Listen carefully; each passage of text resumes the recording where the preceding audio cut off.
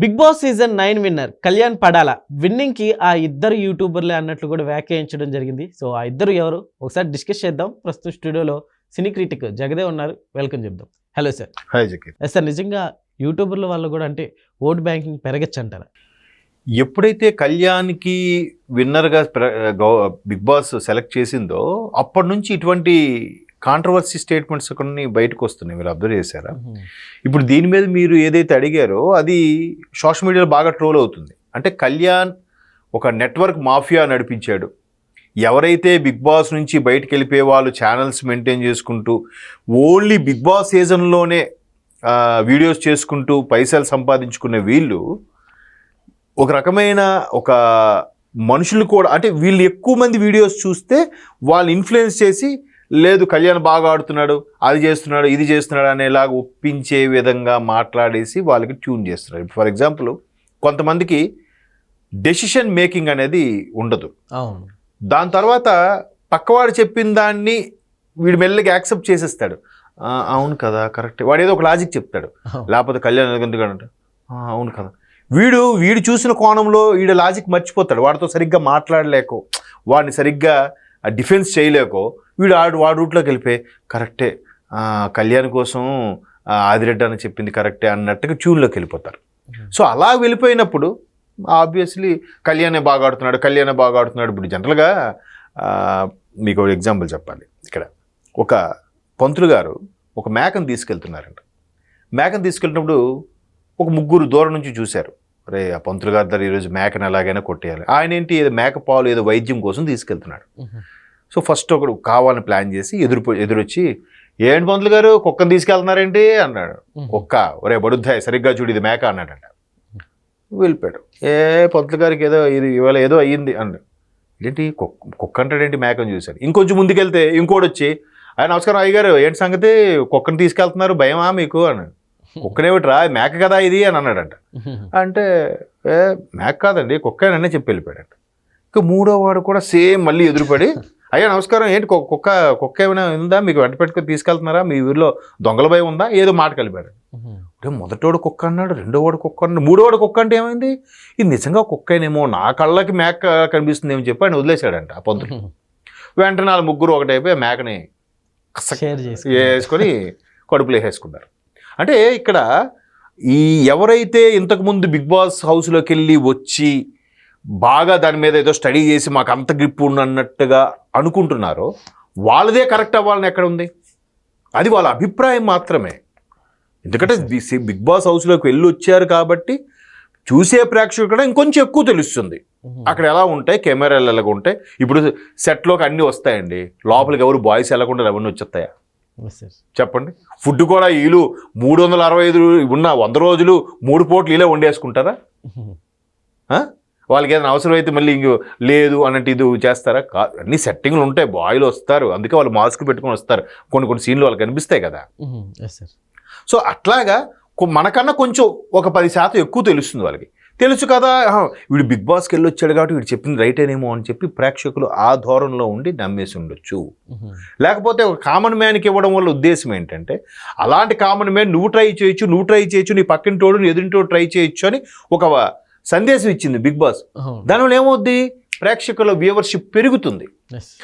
Next దీనికి మనం try చేయొచ్చు, అగ్ని పరీక్షలో మనం వెళ్దాం, ఏముందో సార్ ట్రై చేద్దాం. ఈలోగా ట్రై చేయాలంటే ఒక అప్లికేషన్కి ఎంత కొట్టాలి, ఈ మెయిల్ పెంచాలి, ఇవన్నీ ఉంటాయి కదా తతంగం. దానివల్ల వాడికి సోషల్ మీడియా వేదికగా కానీ, మెయిల్ ద్వారా కానీ, యూట్యూబ్ ద్వారా కానీ ఎంతో కొంత బిజినెస్ అయిపోతుంది. బిజినెస్ అవుతుందా?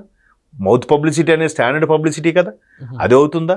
సో అలాగా కళ్యాణ్ లాంటి సామాన్యుడు కూడా అవ్వచ్చు అనేలాగా తీసుకెళ్లే ప్రయత్నం చేసింది. ఇప్పుడు ఆవిడెవరు, రీతు రాయల్, ఆమె కూడా ఒకప్పుడు టిక్ టాక్ వీడియోస్ చేసుకున్న ఆమె కొంచెం రాయలసీమ యాక్సెంట్లో ఏదో మాట్లాడుతూ ఉంటుంది ఆమె. సో ఈయన కూడా, మరి ఈయన ఎక్కడ కూడా నాకు తెలియదు కానీ ఈయన ఆదిరెడ్డి ఎవరు, ఆయన కూడా అలాగే చెప్తూ ఉంటాడు.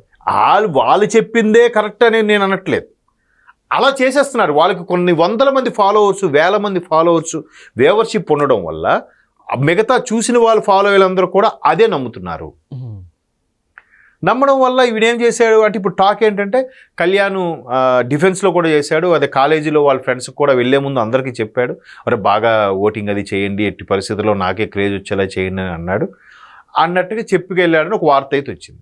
ఎప్పుడైతే ఈ గీతూ రాయలు కానీ ఆదిరెడ్డి లాంటి వాళ్ళు కానీ వాళ్ళ ప్రమోషన్ వాళ్ళ ఛానల్స్ కూడా కళ్యాణి ఆడుతున్నాడు, కళ్యాణి బాగా ఆడుతున్నాడు అని ప్రమోట్ చేయడం వల్ల ఆ చూసి ఫాలో అయ్యేలందరికి కూడా ఇంప్రెషన్ అయ్యి అందులో 10% ఓటింగ్ వేసినా పిచ్చ ఓటింగ్ వచ్చేసినట్టే కదా. సో అలా జరిగిండొచ్చు అనేది ఒక అభిప్రాయం. దాన్ని ఇప్పుడు ఇంతకుముందు ఒక ఎక్స్లో కూడా ఒకటి పోస్ట్ చేశాడు, ఇట్లా మేబీ ఆడు తనూజ ఫ్యాన్ అయి ఉండొచ్చు, లేదా న్యూట్రల్గా మాట్లాడేవాడు అయినా అయ్యిండొచ్చు. వాడు తనూజ ఫోటో ఇలా ఉన్నదాన్ని పెట్టి తనూజ ఎంత మార్కెట్ చేసుకోలేకపోయింది కాబట్టి విన్నర్గా రాలేదు, కళ్యాణ్ విన్నర్ అయిపోవడానికి కారణం ఈ ఆదిరెడ్డి అన్న గీతూ రాయలు వీళ్ళు బాగా ప్రమోషన్స్ చేశారు, అందుకే కళ్యాణ్ వీడియోలో థ్యాంక్స్ చెప్పేటప్పుడు పేరున థ్యాంక్స్ చెప్పకుండా వీళ్ళిద్దరి పేరు చెప్పి అందరికీ థ్యాంక్స్ అంటూ వీళ్ళిద్దరి పేర్లు బాగా సపోర్ట్ చేశారు ఎట్లా కదా. చాలామంది ప్రేక్షకులు అనేవాళ్ళు కొన్ని వందల మంది సపోర్ట్ చేయడం వల్ల అయింది. వీళ్ళిద్దరూ ఎందుకు చెప్పారు అంటే వీళ్ళిద్దరూ ఫెమిలియర్ కాబట్టి చెప్పారని అనుకోవచ్చు, కానీ వీళ్ళిద్దరితో కూడా మాట్లాడి చేశాడు ఇది పెద్ద మాఫియా అని వెంటనే మో పెద్ద ప్లానే వీడిది అని చెప్పి ట్రోల్స్ చేస్తున్నారు. ఎవరిదో బ్రహ్మానందందో ఎవరిదో పెట్టి. కాకపోతే రకరకాల రీజన్స్ ఉంటాయండి. ఇప్పుడు సింపుల్ మా టీవీ వాడు కానీ ఆ బనిజాయ్ టీం వాడు కానీ బిగ్ బాస్ కంటెస్ట్ చేసేదే పైసల కోసం. సార్ నిజంగా వీళ్ళ రివ్యూస్ వల్ల కూడా ఓట్ బ్యాంకింగ్ పెరగచ్చు అంటారు. అదే చెప్పాను కదా, ఇప్పుడు రివ్యూస్ వల్ల వాళ్ళ రివ్యూస్ ఫాలో అయ్యే వాళ్ళు 10% నమ్మినా 10% అబ్బా ఆదిరెడ్డి బాగానే చెప్పారు, గీతూ రాయలు బాగానే చెప్పారు అనుకున్న వాళ్ళు ఆటోమేటిక్గా ఫాలో అయ్యే వాళ్ళు కూడా ఖచ్చితంగా ఓటింగ్ అది వేస్తారు. మేబీ అలా జరుగుండొచ్చు. కాకపోతే వీళ్ళకి కూడా ఏంటంటే ఒక సామాన్యుడికి ఇచ్చామంటే సామాన్య ప్రజలందరూ మనకు ఎగబడాలి, లేదు హౌస్లో బాగా గొడవ పెట్టుకున్నవాడు నోరేసుకుని పడిపోయినవాడే కావాలి. మీరు అబ్జర్వ్ చేయండి, లాస్ట్ సీజన్లో అంతకుముందు సీజన్లో ఒక ముస్లిం మరాఠీ కుర్రాడు, ఆయన అలాగే ప్రతిదానికి కూడా మీదకి వచ్చేసి ఆర్గ్యుమెంట్ చేసేవాడు, వాడు టాప్ 5 వరకు ఉన్నాడు. మొన్న అంతకుముందు సీజన్లో పృథ్వీ అనే గడ్డంతో ఉన్నాడు. ఆయన ఎంతమంది చెప్పినా ఆయన మాత్రం గడ్డం తీయలే, వాడు కూడా టాప్ 5 వరకు ఉన్నాడు. ఎందుకంటే వాడు ఆర్గ్యూ చేస్తాడు, ప్రతి ఒక్కరికి మీదకి వెళ్ళిపోతాడు కొట్టడానికి. అటువంటి వాడు కావాలి, అప్పుడే కదా వ్యూవర్షిప్ వస్తుంది ఈ మా టీవీ వాడికి. తర్వాత మొన్న సీజన్లో సంజనా గారు ఎంత పెద్ద మాట్లాడింది ఆవిడ. మరి ఆవిడ 5th రౌండ్ టాప్ 5 వరకు ఉండడం ఏంటి?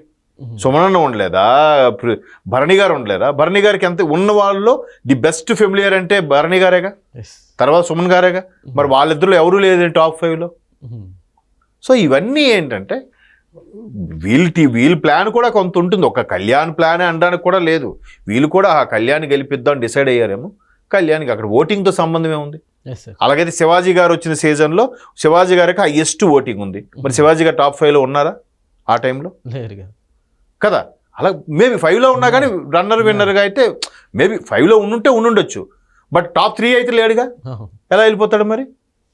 ఓన్లీ ఓటింగే అయితే మరి శివాజీ గారు కనీసం రన్నర్ అయినా అవ్వాలిగా. పల్లవి ప్రశాంత్కి ఎందుకు ఇచ్చారు? సామాన్యుడికి ఇచ్చారంటే వీళ్ళంతా ట్రాన్స్పరెంట్గా ఉన్నారా?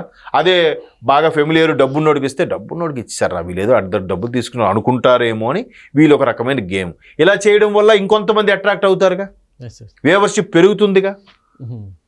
రకరకాల రీజన్, వాళ్ళకి కావాల్సిన పైసలు. That's all. Okay sir, thank you.